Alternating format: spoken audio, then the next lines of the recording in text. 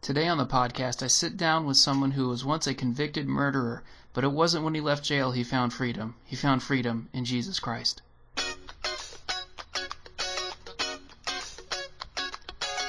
Welcome to EIE Radio, equipping, inspiring, and encouraging Christians to stand for truth and reach the lost. And now here's your host, Neil Hess. All right, welcome to this week's edition of the EIE Radio Podcast, equipping, encouraging, and inspiring Christians to stand for truth and reach the lost. This is a pre-recorded show. This is not live this week because as you are listening to this, chances are I'm probably in the middle of Oregon somewhere camping with a bunch of brothers in Christ at a men's retreat to strengthen our faith and to talk about a bunch of various issues. So I hope that you enjoyed this podcast in the meantime.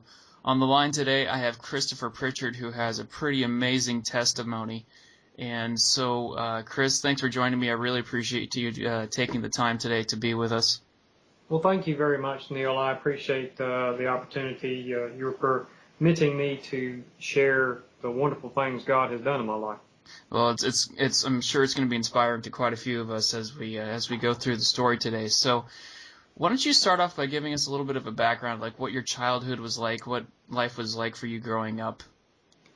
Well, I was the older brother to one sister. She's 2 years younger than me, and like a lot of folks out there today, my parents divorced when I was very young. My father left when I was 3, my sister was 1, and the divorce was finalized when I was 5. We grew up fairly poor in a rural North Carolina area, in the Welcome area, and my mother worked a lot of overtime, so my sister and I spent a lot of time with relatives, with my aunts and uncles, and with my grandparents, primarily. At about age 10, my mother met and married another man, and he moved us to South Bend, Indiana, to that area, actually to Mishawaka. And things changed for us economically. We had gone from a borderline poverty state to upper middle class. And we stayed there for 2 years, and then we moved down to Little Washington on the coast of North Carolina, where I went to junior high and high school. So, saying what my childhood was like, I'd say it's fairly typical for a lot of folks as far as the way that I grew up. I grew up in the church. I was a member of the Methodist Church from a very, very young age.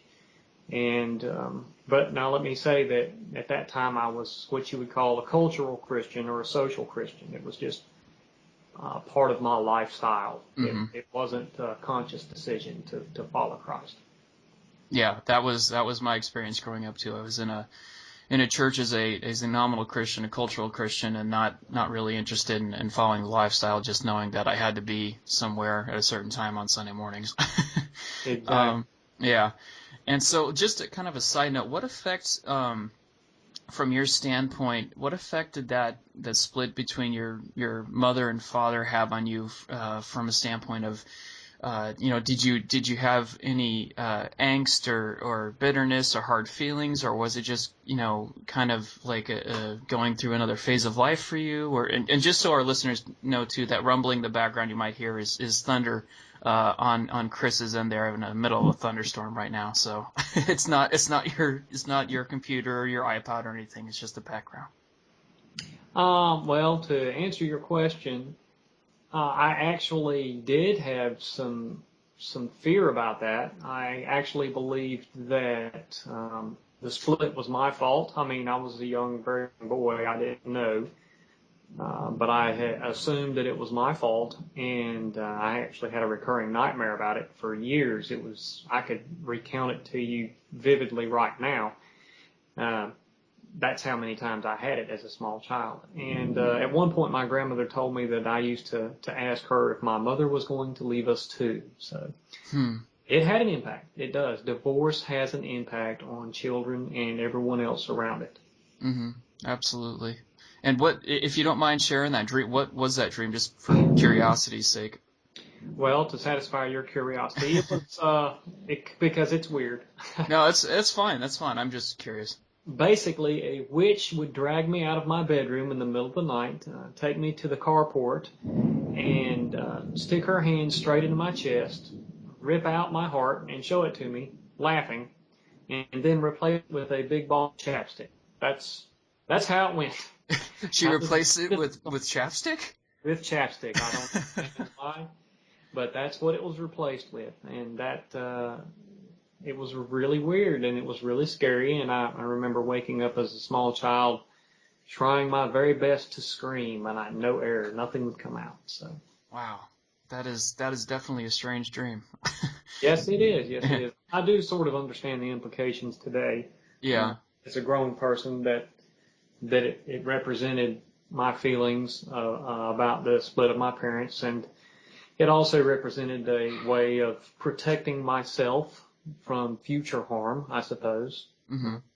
or protecting my heart from future harm, as it were. So. Yeah. So when did things, when you look back, when did you see things really start to, I guess, kind of go wrong? I'm using the finger quotes in the air. Like, when did you see things start to kind of take a turn for the worst, as far as leading to, the crime that you'd eventually commit? I would say things began to. I started making bad decisions as I became a teenager and entered high school. When I began my freshman year of high school, I say, or before my sophomore year. Actually, I was 15. I drank for the first time. Mm-hmm. Was incidentally the first time I got drunk. I began to attempt to alter my consciousness through alcohol, and that made me feel like a different person. It made me sort of acceptable in society, or it made me at least feel that I was acceptable in society. So kind of like acceptance from your peers, kind of a peer pressure type of deal? Not really. I did it on my own. I had been, thinking about it because I'd heard other friends had been drinking and whatnot. Not any of my close peers, but the quote cool kids unquote had been doing that, and Oh, okay. I thought that I'd give that a try. And I didn't even do it in my hometown where any of them were around. I actually did it out of town while visiting relatives, and I was an idiot, pretty much.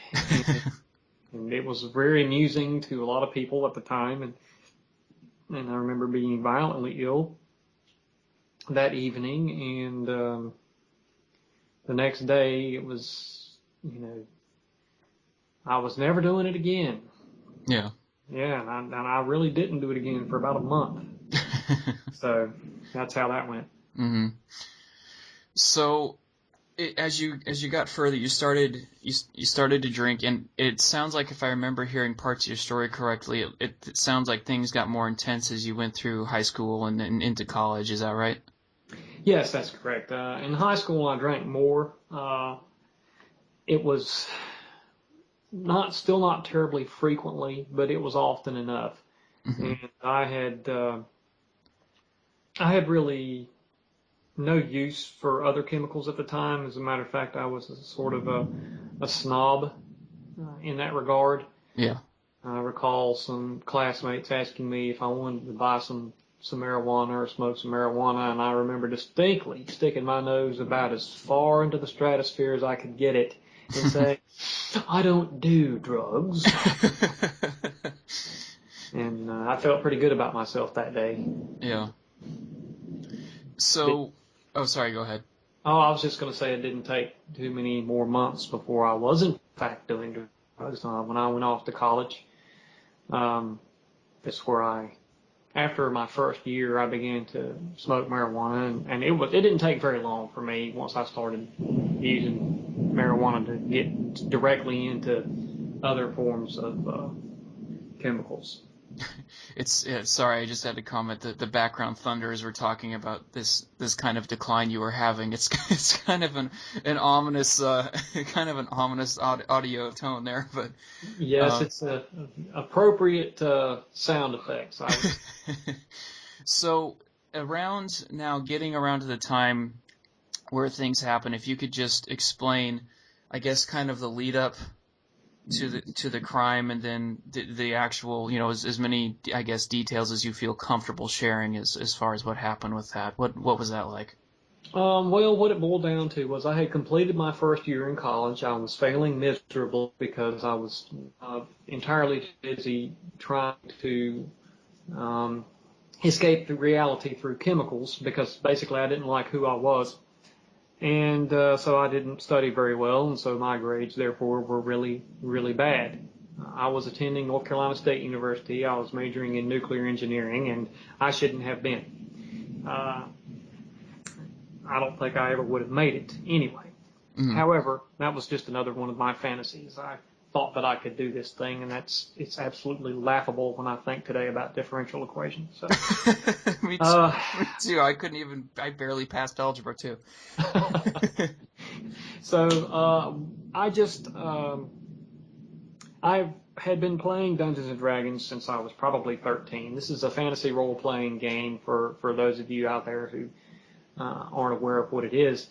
It's basically a cross between Monopoly and I don't know, any of your current MRPGs online. Yeah, it's a lot like I actually have some experience with D&D as well. It's a lot like I guess today's you think about kind of like World of Warcraft, but a much slower paced and more strategic, I would think, stuff like that. And it's much more fantasy, as in your mind based, because you didn't have any visuals or anything of that nature. You had to sort of, all the visuals were internal. At any rate, I had met some folks through the game who actually were the ones that I began using other drugs with, and we quickly degenerated to basically a drug using D&D group. And we spent a lot of time fantasizing about this, that, and the other thing. I wasn't doing well in school, so I had to attend summer classes. That was ostensibly while I was still in college.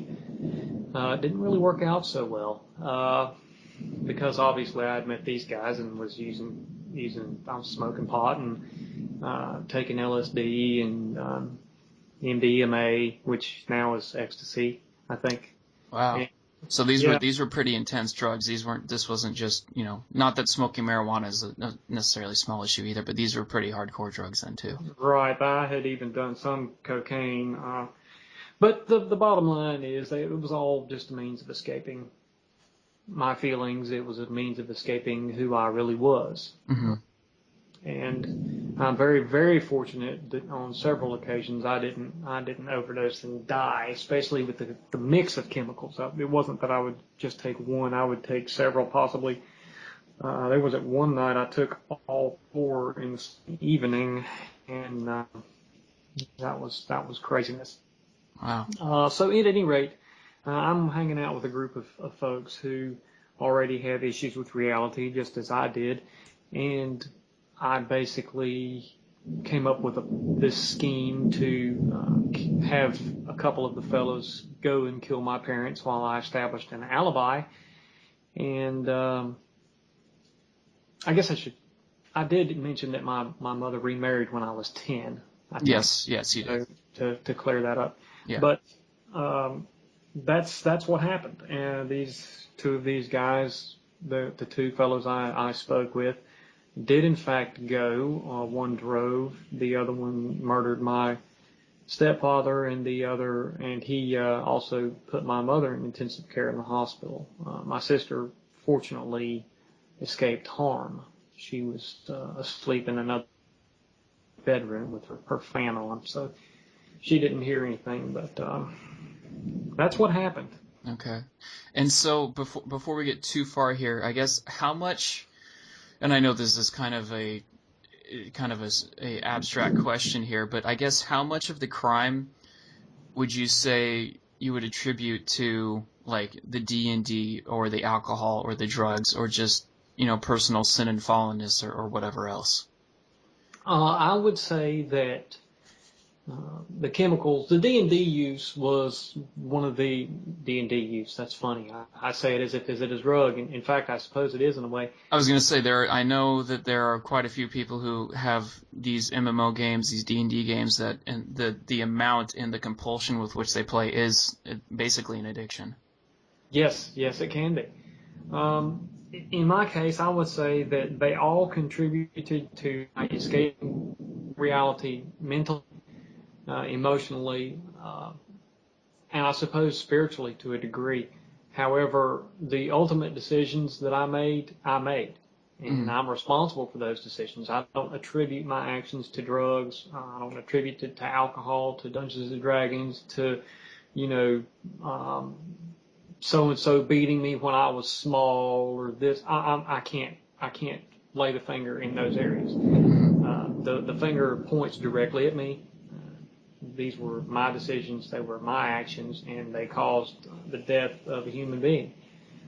Now, did these things contribute? Yes, they did contribute. They made it easier for me to act out in this way, but they did not make me act out in this way, if that makes sense.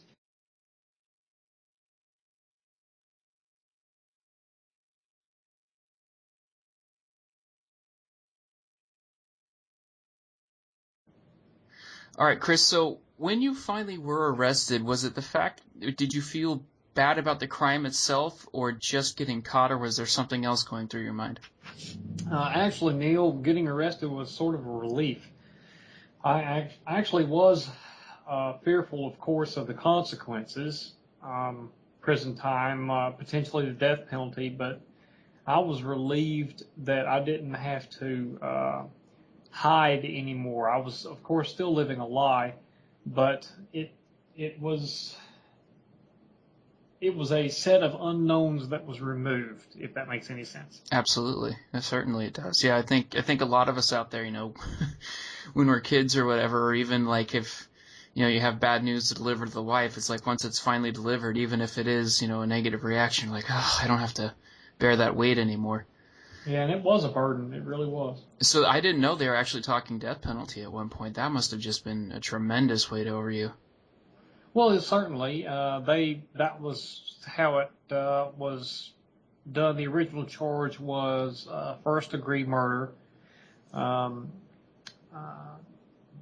aiding and abetting. All my charges were what they called aiding and abetting charges, but in North Carolina, that is the same as a principal charge, which basically means I can receive the same sentence as if I had pulled the trigger myself, so to speak. Okay. Although a gun was not used in this crime as a phrase. Yeah. And rightly so, I think. I think that's correct. I think it should be that way. Okay. And so going through the trial process then, what was on your mind throughout the trial, and then eventually once you were finally put into prison? The trial wasn't for me. Approximately, I don't know how long it was before I was supposed to have gone to trial. My attorney worked out a plea arrangement with the prosecution, and in exchange for my testimony, they agreed to charge me with aiding and abetting second-degree murder and aiding and abetting assault with a deadly weapon with intent to kill, inflicting serious injury. Now, they had decided to leave it up to the judge as to what my sentence was going to be, and the judge gave me the maximum that he was allowed under the law to give at the time, which was a 20-year sentence for the assault, and then a life sentence for the second degree to be run consecutively at the end of the 20-year sentence. Okay. And you were actually only in until 2007, so it was really only was that 18 or 19-year term, is that right? It was 17 years 17. and 4 months approximately. So. Okay. And so what was prison life like? I mean, obviously it's no vacation or anything, but like did you go through phases in there, or was it something else? I actually did. Upon entering prison, and for several months, probably for a year and a half, almost 2 years, I was an absolute zealot. I had my Bible firmly planted, my King James Bible firmly in front of me. And I don't say that as a joke to folks who believe that the King James is the best translation. I'm simply stating it as a fact that when I was growing up, that was all there was, and nothing else was of any import. Mm-hmm.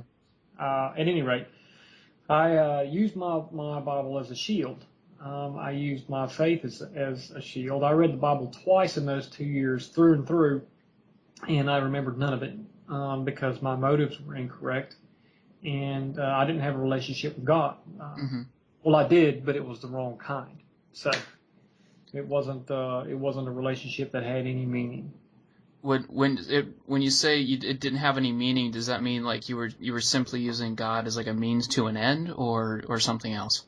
Well, I mean that I didn't relate to him as a person, if that makes if I'm being clear. I related to him more as some ephemeral force. Or when I grew up in church, basically, I grew up believing in the Gandalf God, if that makes, if you know what I'm talking about there, like the great, Mm-hmm. powerful, lightning bolt throwing policeman in the sky. Yeah. Who was just waiting to zap you if you did something wrong, and he patted you on your head if you did something right, like a good little boy or something to that effect. I didn't really consider that he was absolutely concerned with everything going on. Mm-hmm. And wanted me to talk to him about it. That's not the concept of God I had then. Yeah. And so my relationship was incorrect, and that's why I had a relationship with him, but it was a poor one. Mm-hmm. I was not a believer at this time, although I would have said that I was. Okay, and it's kind of a good segue into my next question. When you were in prison, were there other prisoners or guards or anyone else who actually approached you with the gospel at that point? There were several who had, and like I said, my first 2 years, I was really into it. But it was at about the 2-year mark I realized that folks were actually afraid of me, and it wasn't the Bible that was protecting me; it was fear. And so it was only a matter of maybe 6 months or a year, and I dropped the whole Bible thing. And in fact, in probably my 4th or 5th year in prison, I became an atheist, and I stayed an atheist for the next 5 or 6 years, actually. So. And what was that phase like when you were an atheist in prison? Was that like a stark difference, or was it just kind of similar with a different label on it? In my case, it was just that, basically, you couldn't prove to me there was a God. I was an objectivist at this time. I had been reading, I bought several books that were written by Ayn Rand, and I was really interested in that particular philosophy. And so I denied the existence of God. No one could prove to me there was a God, that sort of thing. It wasn't really a very deep, thoughtful type of atheism. Mm-hmm. It was just a simple rejection of everything I had known. Okay. And so looking back, and I'm sure you're probably going to say yes to this at some point or another, but looking back, did you see God working while you were in prison? Yes, actually. Surprisingly, that you come up with the same answer I did. First of all, I'm a little bitty fella. I'm not a large guy. Right now I'm just north of 150 pounds, and I'm 5'10". So I say that to say this: I've never been a very large fellow, and I didn't have any physical problems while I was in prison. There are a lot of folks who have this mental image of what prison's like, and the difficulties are more mental and emotional than physical. There are some prisons where physical things are paramount, Mm-hmm. but not in the North Carolina prison system. The way that things are set up, I never was assaulted. I've been in one fight since I've been in prison, and I started it, and it was something really stupid. So. So that's how that went. And So I see God looking after me in that regard. I had a lot of folks praying for me, Neil. Yeah. A lot of folks prayed for me. My family visited me. They accepted my phone calls.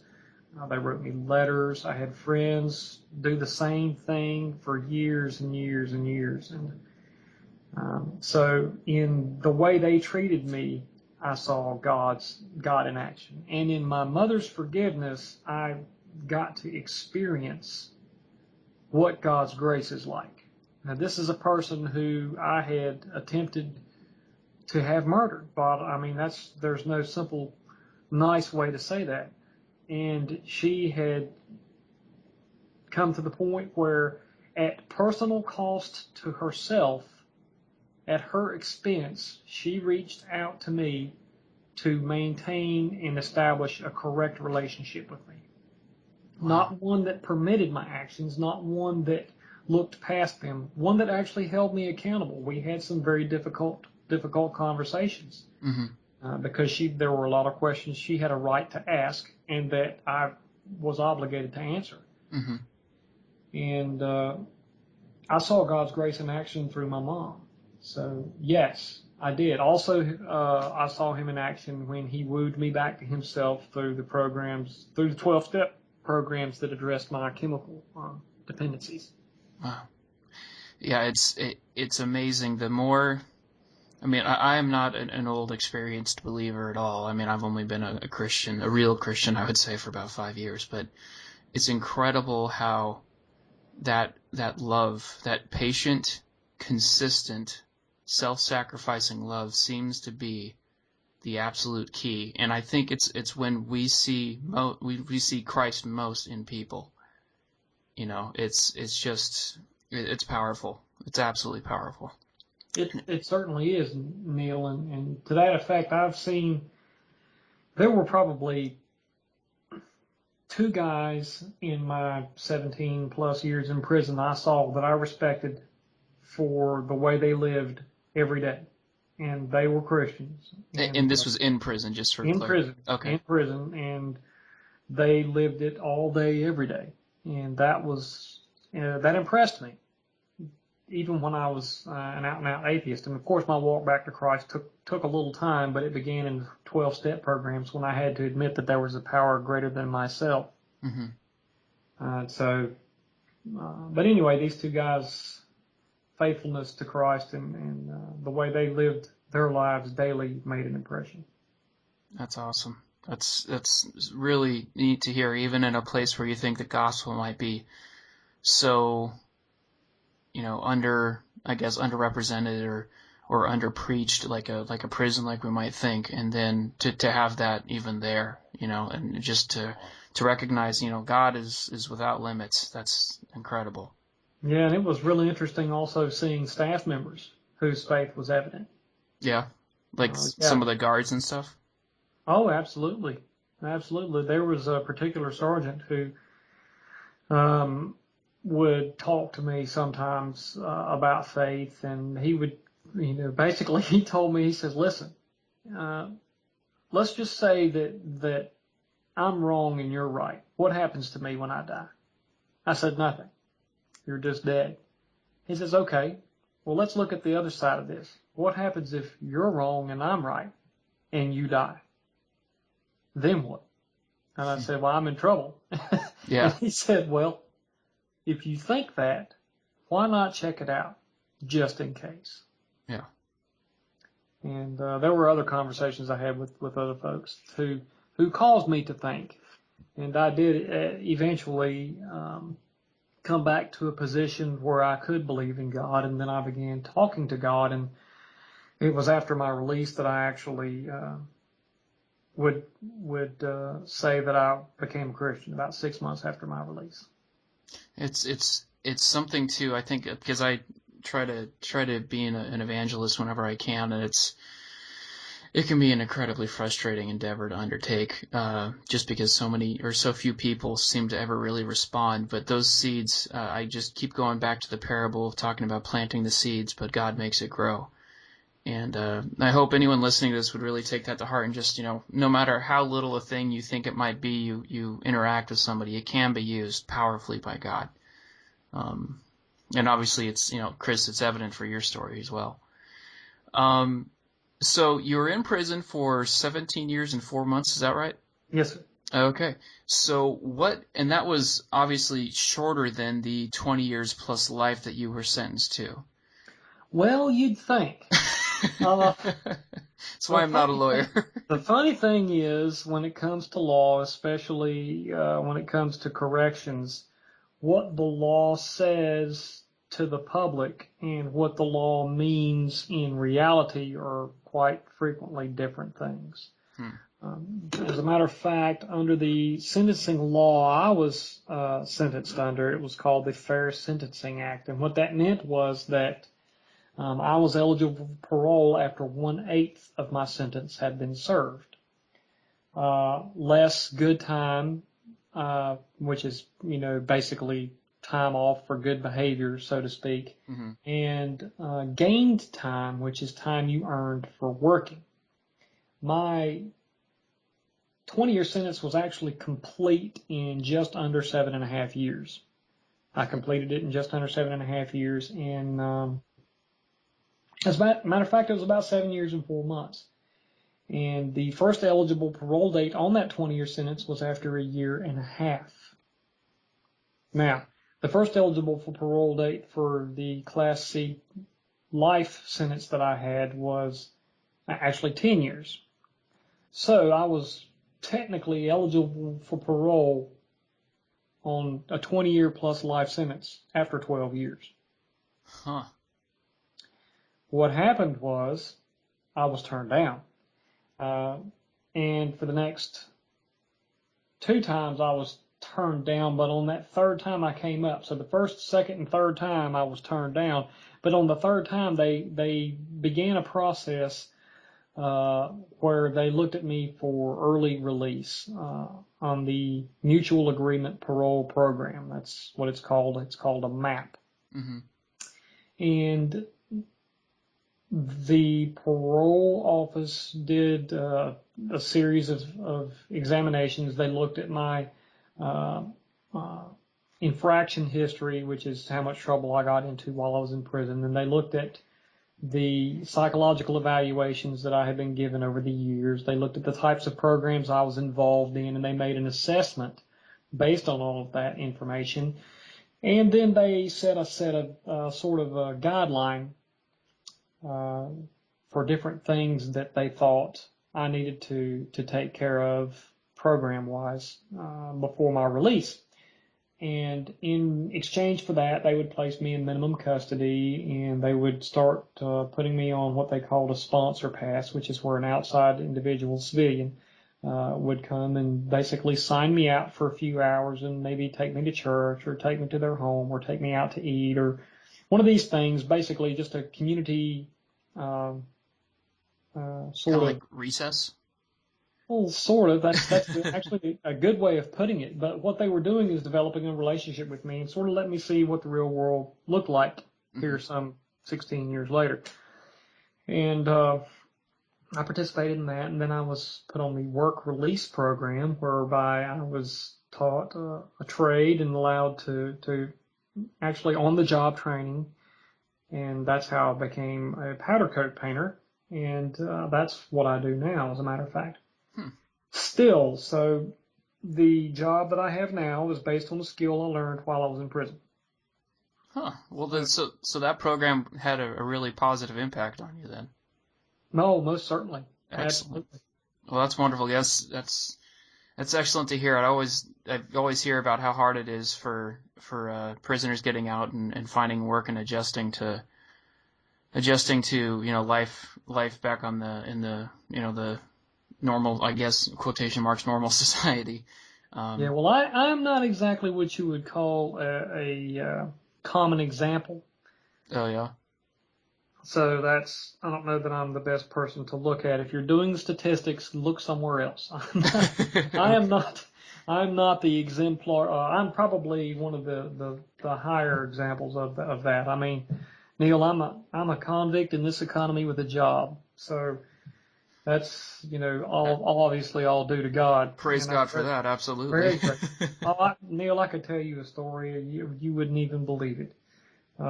Please But do. well, every job I've been given, I have had 4 since I got out of prison, including the initial job. Mm-hmm. And I have never had to look for a job. I never once put in an application. I didn't go anywhere filling out resumes or anything. I was at one job. Someone requested that I come and speak to this other company who was looking for a powder coater, and that was closer to where I was living at the time. I went. They hired me on the spot. While I was working for them, times got a little hard. The economy went bad. They had to cut back on hours. I was working 24 hours a week. One of our customers came to me wanting to know if I would run their powder coating operation. I went down there. I said yes. It was a significant pay increase, 25%. Wow. That's huge. I know. And I worked for them for about 9 months, where I had the opportunity to witness to all of them. And it was a family operation, and the boys, all of them were into chemicals. Mm-hmm. And one of them actually ended up going to rehab at the same time I left them to go to another former customer who wanted me to come run their powder coating operation, and now they're still doing that. And so God's just been absolutely amazing in the way He's moved me around and kept me firmly where He wanted me. Wow. That's just awesome that He's been able to do that for you. That's Yeah, wonderful. I'm very appreciative. Yeah. So, and we kind of covered part of this already, but just what was, when you finally did get out, when that day that the doors opened and you were able to walk back out a free man, what was that like for you? 2 words: culture shock. I am not kidding. Everything in prison is either gray or some type of tan or brown or a very drab color. Uh-huh. I went to the mall my first day out, and it was a visual assault. It was a visual assault. It was the middle of summer. Girls were wearing very, very short skirts and short shorts, and I'm a child of the '80s, so when I say short, I mean unbelievable. Yeah. Oh, yeah. And the colors and the number of people. I was in the mall for approximately. My sister had taken me. And I was in the mall for maybe 10, 15 minutes. I was ready to leave. Wow. I couldn't take it all in. I had a headache like you wouldn't believe. Because I was unconsciously trying to pay attention to 3,000 people all at one time. Wow. Because that's the sort of thing that you learn to do when you're in prison. You're very spatially aware. You know where people are. You know what they're doing. You know where the exits are. You know where, an area, can I move fast through here or not? And it's not something that you consciously think of, but it's always running in the background. It's like a subroutine on in a particular program. Yeah. And I had a massive headache because I just couldn't keep track of everybody. That is so, like, I could imagine, like, when I think of somebody getting out, like, I'm just trying to put myself in your shoes going in back in the late 80s, early 90s, and then coming out now, like, I would think the biggest shock for me would be, like, cell phones and the internet, but I wouldn't even have thought about, like, in a prison life, always trying to make sure that you know where people are, what they're doing, making sure that you're in your best possible situation for your own survival should things go worse. But wow, that's I totally wouldn't even have thought of that. Yeah, cell phones and the internet weren't a shock to me. It was a little weird the first time I experienced someone talking on a Bluetooth, but that's just because I thought they were talking to me. Yeah. I think we've all been there. And now I'm guilty of doing that to other folks. So, but the internet wasn't actually a surprise. I was familiar with it back when it was more or less just bulletin boards. In the 80s, and I remember we had a blazingly fast 4800 baud modem. So for those of you who are techies, you will be laughing right now. So. Oh, yeah, I am, trust me. I remember we had an old 88 back in California when I was living down there, and it just made that weird old dial-up noise. Yeah. So, but that was the thing that was a big surprise for me, was the visual thing. Yeah. I wasn't prepared for that. I thought I was much TV as I watched, but I was not. And there were other learning experiences I had, lots of them. Different things, but. So when you actually truly converted, because you said you got out and you were either an atheist or a nominal Christian at the time, what was I was a nominal Christian. I had been going on. I had home passes before I was released, and I had been going to the same church I went to as a child, and I was basically a social Christian, nominal Christian. I was a cultural Christian, but basically that means that I just, I said the right things. I knew the right lingo. I knew what I was supposed to be. I was still supposed to be a good boy. Mm-hmm. Yeah. So I thought I was a good person. Mm-hmm.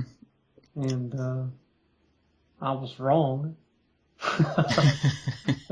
We've all been there, buddy. On several accounts. So what happened was about 6 or 7 months after I got out, about a month or two after my release, I met a woman online through an online dating site. I'm not going to say which one, but it was free. Mm-hmm. And this would be a warning for you ladies. You really can meet a murderer online. Okay, so be careful. Now, I was honest. I was upfront about having been in prison and everything. And so I met this woman, and she, we talked back and forth for a little while online, and eventually we found out, she wasn't that far away in time. Mm-hmm. I couldn't leave the state due to conditions of my paroles, and so I talked her into coming and visiting me, and she did, and we had a spectacular first date, and we laughed and we cried, and we broke up. And a month later, we got back together, and she visited me every single weekend. Now, mind you, this was a 3.5 hour drive one way for her. Oh. Or it was about a 3 hour drive, depending on traffic. So she did this every Sunday, every Friday after work. She would drive up here to North Carolina. She was from South Carolina. Mm-hmm. And visit me and stay the weekend and go back Sunday evening before she had to go to work Monday. And she did this every single weekend. Wow. And she and I were going to church, and we were talking, and she was a Christian, a growing Christian. And she finally talked me into looking at another church. Mm-hmm. Because one of the folks in my Sunday school class who was leading the Sunday school class wasn't sure if she was going because she didn't know if she'd been good enough. And this lady, who was a lot more discerning than me and had a lot more scriptural knowledge than me, said, hey, I don't know if this is where you really need to be or where we really need to be. It's certainly not where I want to be, because these folks don't even know if they're going. So do I want them leading me? Yeah. And so we said, okay, we'll look around. And we looked at local churches. And one of them had a program called Celebrate Recovery. Celebrate Recovery is a 12-step program similar to AA and NA, except it is very, very much Christ-centered. Mm-hmm. So we decided to go to this church because they had that program. I began going to that program, and I left AA and NA, and I went to CR, and this church was just amazing. The very first day we walked in the door, folks were welcoming and friendly. No one at the previous church I had been at had invited me to their home. And actually I take that back. That had happened one time. A lady in my mother's Sunday school class invited me to her house, and we went swimming and had fun. But at this place, I walk in the very first day, there were people, hey, we're doing so-and-so after church. You want to come over? We got hooked up with the Sunday school class the first day. I went and bought a new Bible. It was not a King James Version Bible. and which my wife had to talk me into something different. Now she did, and then we were in a Bible bookstore for a Christian bookstore for, I guess it was almost an hour. Yeah. I found one that suited me. And I read it, and I could read it and understand it, and I was like, hey, I like the way this flows. So I just purchased this Bible. I'm sitting in a new church with my new Bible in a new Sunday school classroom, and the new Sunday school teacher opens his Bible and says, I had a lesson prepared, but when I came in today, something said not to do that, and just open your Bible, go back to the beginning. Open your Bible at the very beginning and start reading. So I want you all to go to Genesis 1:1. So we did. And he says, now, in my Bible, I have this little note. And he started reading the note word for word from the exact same Bible I had. And I'll tell you, it was the New Living Translation. Mm-hmm. And that just blew me away, because I was like, dude, I just got this book, Yeah. So over time, I began to see that, I could have a real relationship. Now, let me back up just a little bit. When I was in minimum custody, this was the last 3 years I was in prison, I began taking seminary extension classes. I took one on the book of Luke, one on Hebrews, one on the book of Jeremiah, and these books were really interesting to me, but I was doing it all for the head knowledge. I wanted to understand this stuff. I, wanted to be able to go in there and explain to people what the Bible said. Mm-hmm. But the whole time I was doing it, this prison chaplain, whose name is Mike Lee, continually drilled into my head, relationship. It's all about relationship. The entire Bible is about relationship with God. If you go right back to the beginning, why did he create us? For relationship with him. And every story from the Old Testament, New Testament, everything we got into, he drilled that point home. So he was preparing me for the relationship I was to later have when I started burning warmer and warmer and hotter, because I had gone to a church that was not very enthusiastic about a lot of things. And here, this new church, people were excited. People were excited to know Christ. Mm-hmm. And they wanted to share it with other people. And, it was great being there. And I learned more, and they taught exegetically, and I was just astounded, because I had never really heard the Bible spoken of in this way and looked at in this way. So I would say 6 months after my release is when I began to be a Christian. So it was kind of a slower warming up process for you. It wasn't like as my dad would say, a bonk on the head kind of a moment. No, I didn't really come to Christ emotionally. Not in the way that I know him now. It was a slow process. It took me ferreting out things, and other things have occurred since then that have caused me to grow even closer to him.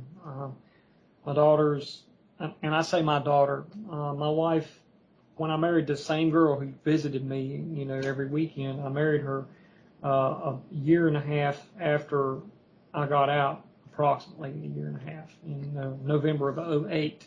Mm-hmm. Jennifer and I got married, and she has 2 daughters, one of whom just graduated college and is now a teacher, as you and I discussed earlier. Mm-hmm. And the younger one is still in college to be a nurse. She has about a year and a half left before graduation. Well, she walked away from the faith. She was a Christian as a teenager in high school, and she walked away.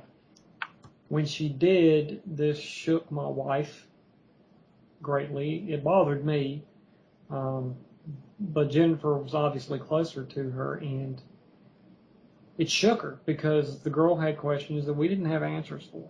Mm-hmm. So my wife began searching and doing research on the internet to see if she could answer some of these questions. She ran across a blog or something that caught her eye, and she looked, and she was some website that she thought had a really weird name, and so she looked at it anyway and thought it was interesting, and saw that they had some podcasts, so she began listening to the podcasts, and She tried to get me interested, but then once again, she's always first. I'm slow on the uptake. It took me about 6 months before I began getting excited about it. Mm-hmm. And it was an apologetics podcast, actually. And that was just, it was a game changer for me, because the individual who does this podcast, as it turned out, my wife one day was at work listening to some back podcasts and came across the most recent one where this fella said he was going to be near where we live. She asked me where Oak Ridge was. I said, it's about 35 minutes away. Why? She said, because Jim Wallace is going to be and we've got to go. Find out if we can go. Tickets were $5, Neil. Yeah. $5. We got an opportunity to listen to James McCardo talk about his book, J. Warner Wallace, and Alex McFarland. Well, that's a bargain right there. I've talked with both both Jay Warner and James McCardo, and they're both outstanding apologists. I know, and here's what really got me. There were only about 30 people there. Gosh. I was expecting a couple of hundred. I was like, Jennifer, honey, I don't know if we're going to get to talk to this guy or not. There's going to be a couple of hundred people there. Yeah. There weren't. So I was so blessed talking to Jim. But anyway, I'm not trying to get too far afield here. Let's just say that I've been God has brought me a long way, and it took a while for me to get here. So each person obviously will be different. Mm-hmm. But this is just kind of how it was for me. Let me ask you something else too, Chris, and this is something that I've heard Greg Kokel talk about this, and I know it's something I wrestle with too. Is like I have personally such an intellectual interest in Scripture and in defending Christianity and things like that, and I see how, at least from what I can see from the surface of another person, I see how emotional and just relationally connected they appear to be with Christ, and I see that, and it's almost like, man, I'm frustrated because like I don't feel like I have that. What, if coming from someone who, for you who have kind of crossed that bridge, so to speak, what helped you do that? What helped me to come from the relational side to the intellectual side? No, well, I guess what helped you grow in a relational way? Understanding that that's what it's about. The intellectual side is for me sort of like chocolate cream pie. It's what comes after the main course. Mm-hmm. It's not technically necessary, but man, is it good. Mm-hmm. So for me, that's the bonus. That's the extra stuff on top. And I've the more I dig, the more I realize how important actually that part is. Mm-hmm. But I don't think, and this is you're about to hear Chris Pritchard opinion here. This is the disclaimer. Go for it. I don't think that a person can have a full relationship with God or with Christ without both sides. Mm-hmm. At least not one that is fully rich. Mm-hmm. I think a person can have a relationship with Christ and with God in a purely intellectual sense, and it just can be amazing and astounding and wonderful. But they're missing so much. Now, how do I bridge the gap? I guess for me, bridging the gap came through prayer, through the way I prayed. Not just that I pray, and I pray a lot, but the way that I pray, because I literally, this happened before I got out. This happened before I really even had a real understanding of who God was and how I'm supposed to relate to Him. I just started talking to Him as if I were talking to someone who I respected, someone I trusted, someone that I truly and deeply loved, and someone who had given me something for which I would always be grateful. I approach God that way. And when I started talking to him from that perspective, he became, it wasn't that he wasn't real to begin with, but the phrase is he became more real to me. Mm-hmm. I was able to really understand what the relationship aspect was like, because, I mean, what's involved in a relationship? Communication, for one. There is no relationship without communication. So I understand how he speaks to me. He speaks to me primarily through his word, special revelation. He speaks to me through his creation, which is general revelation, or natural revelation. And then he also speaks to me through other believers, I think. And I don't think there is a situation at all where he can't speak to me. He has used my past. He's used all sorts of things to communicate messages to me. Have I ever heard a voice? No, I haven't. Don't know that I want to, to be honest with you. But that's how I get to the relationship part. Yeah. Is understanding who he is in relation to who I am, and it's out of gratitude. Yeah. That's the emotional part. It still gets me. Yeah, and I'm grateful. I don't know if that helped any. Did I help any at all? Oh yeah, absolutely. That was great. So now that you're out, you're a part of you're part of the body, you're part of the church now. How has the reaction been from? And when I say church, I guess I mean both like the true body of Christ, and then also like just a general kind of church culture. How has their acceptance of you been? Has it been mostly positive, or have there been some hurdles? It's been primarily positive. I haven't really seen a lot of the downside as far as that goes. Now, early on, there was a sort of, I don't know really how to phrase this, but I would say a genial acceptance, where folks were nice and they were polite and they knew who I was and what I had done. And they were just like, oh, there you are. Hi, I want you to know that I'm being nice to you, and it's very nice to meet you. And, well, time to go. Goodbye. It's a very surface level kindness kind of a thing. Right. I mean, you could tell that they were genuinely polite, genuinely trying to be nice. They weren't really faking it. But you also knew that they didn't want you going any further than that. Mm-hmm. That they weren't really looking for you to say, come hang out with them or anything. Mm-hmm. But over time, especially when I changed churches, please don't think I'm not bashing the first church I went to when I got out. This is my boyhood church, and how things went with me and them.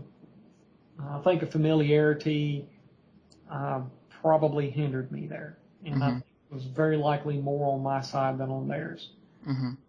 Because, of course, I had my own barriers up, having just been released. I didn't want to be, emotionally hurt. I had spent years and years and years building up that particular type of protection because I couldn't do anything about family and friends outside of the walls as far as how things were going for them. So I learned how to protect myself emotionally. So there's probably a lot of that going on. But when I got to this other church, it was a completely different animal. I was not very shy about sharing who I was or where I had been or what I had done. Not that I was proud of it, but my philosophy was, listen, if I'm going to be spending any time around you, I think you have a right to know. Yeah. Then you can make your own informed decision as to whether or not you want to be around me, because if you don't, I want to respect that. Mm-hmm. And so I would pretty much say, if I'd seen someone a couple times, I was going to tell them. And Jennifer was like, I wish you'd quit telling people that all the time. But I did run into some resistance. For instance, while I was in prison, I was involved in a program called Think Smart, which took troubled teens, kids who had been through the legal system at some point, and taught them to understand their actions had consequences. especially in regards to negative actions, and that they didn't have to make decisions that were poor. They didn't have to make decisions that caused them to have knots on their head later, that they could make better decisions and there would be better outcomes. So when I got out, especially when I switched churches, I was all ready to be, to speak to the youth groups and to talk to the kids and this kind of thing. And the new church, my current home church, pretty much said, hey, listen, we think that's a great idea and we'd love to let you do that, but there are insurance issues that we might have to go through, and there are parents who might have a problem with it. Mm-hmm. So we think that this probably isn't the best time for you to do that. And I understood that. Yeah. That made sense to me, and I thought it was very cool of them to tell me the truth up front. Mm-hmm. And I appreciated it. I actually, after I had been out for almost a year, I had a fellow come to me in the church and say, listen, I need to ask your forgiveness. I said, what? Sure, okay, what for? And he says, listen, I've been harboring resentment against you in my heart because I didn't think you should be here. I didn't think you should be talking to my son. I didn't think you should, be out of prison and all this thing. And he says, and over time, as I've gotten to see who you are and gotten to know you and talk to other folks, I see I was wrong, and I just want you to forgive me. And that had an impact on me, obviously, and of course I did. I said, of course, Yeah. absolutely, and I didn't even know anything was wrong as far as that goes. I said, but I appreciate you telling me that. And there have been folks who just, didn't want to speak to me or have anything to do with me whatsoever, and I respect that. People have a right to feel the way they want to feel. Mm-hmm. Let's look at the evidence. Here you have a person who has been convicted of murder because he was guilty of murder. And do you want this person living beside you? If you take the time to get to know anything about this person, maybe you decide later that that's okay, but not having all the information, only having the sensational part, if that's the decision that's made based on it, I don't begrudge folks that. That's not the correct response as far as I'm concerned to be upset because someone else is upset. Yeah. So generally I was not rejected because of my past. So. Okay. And so coming to present day, what are some ministries you're currently involved in? Well, God has blessed me abundantly in these things. And just so you know, I've only been a Christian for about as long as you, Neil, about 5 years. So, but right now, one of the first ministries I was involved in was Celebrate Recovery. I became a small group leader for a time and shared my testimony there several times. I've been very fortunate about that. I've also been a substitute Sunday school teacher. I've taught a couple of series in Sunday school when our regular teacher has been out. And my wife and I have been co-leaders for a marriage classes. We have we're both involved on our missions committee. We're very active members there. We're advocates for some missionary friends of ours in Togo, West Africa. Mm-hmm. And we're also advocates for psych jail and prison ministries. I've had some apologetics training. I've been to a couple of conferences where I've met some amazing apologists and learned a lot of things, and it's been an absolute blessing for me. I've had opportunities to share my testimony in various places. And I'm an approved volunteer for Prison Fellowship Ministries. And in about 11 more months or so, 10 more months or so, I'll be eligible to actually go into prisons with them. Under North Carolina's prison system, you are not allowed to be a volunteer in a prison until you've been off of all parole probation for a year. Mm. So I'll be able to come into prison again only for brief periods of time. No extended stays anymore, huh? No extended stays this time, and work with guys. Now, having said that, I've been very fortunate recently that a fellow from the last prison I was at works with us at my job, and I had talked to our production manager about hiring inmates from the local prison, which is how I got my work release job, which is how I got my first job upon my release. Secondarily, that was the mechanism God used to work in my life. And Mm-hmm. so I work side by side with this fellow who's been in prison for 14 years. He gets out in 40 days. And, here God's given me an opportunity to mentor him, not just on an hour and a half a week, kind of one night in prison thing, but on a 10 hours a day regular. He gets to see me when, the boss is upset at me. He gets to see me when things aren't going right during the day. Mm-hmm. He gets to, we get to talk about things, challenges, difficulties he's going to face upon his release.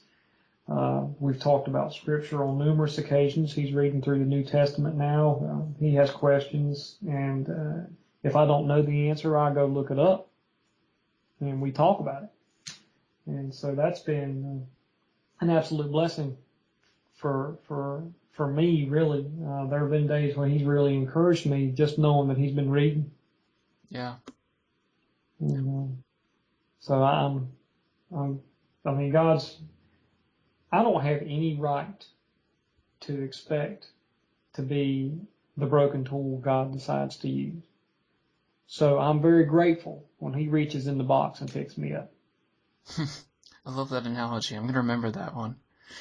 And so, Chris, for wrapping things up here, you've had quite an incredible ride, and I'm just wondering, like, if there's some advice or just something that you want people to take away from your story, what do you think would be the thing you'd want to emphasize the most? Christ changes everything. He changes everything. He can come in and change an entire life. Now, having said that, I would say this. You can pray for someone, you can support someone without enabling them, without leaving them without someone holding them accountable. In other words, you can be supportive of an individual who's doing wrong or going down a wrong path without enabling their behavior. You can love them and support them and hold them accountable at the same time. These are things that are possible to do. As a Christian, I believe we're called to do these things for the difficult people in our lives. And we all have difficult people in our lives. As a matter of fact, we are someone else's difficult person. Remember that. Amen to that. So I would suggest if there's someone you know who you're struggling with or who they have struggles of their own, pray for that person and pray diligently and mean it.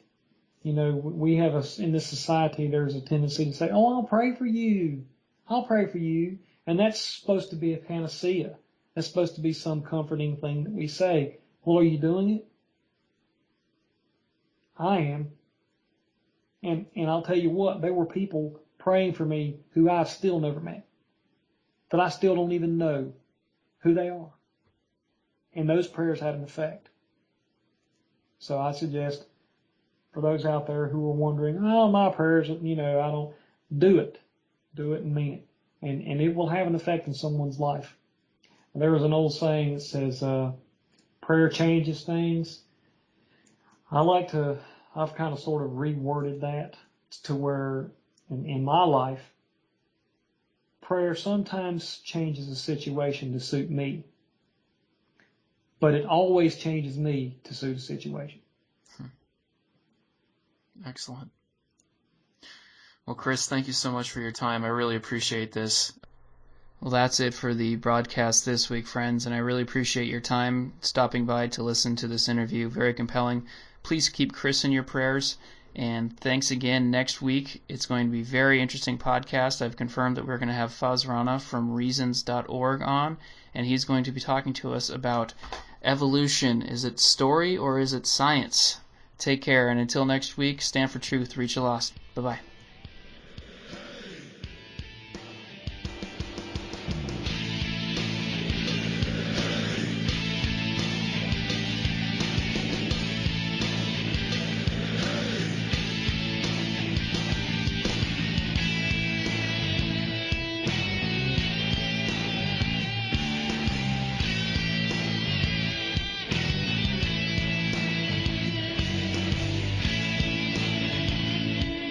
Thank you for listening to this episode of the EIE Radio Podcast.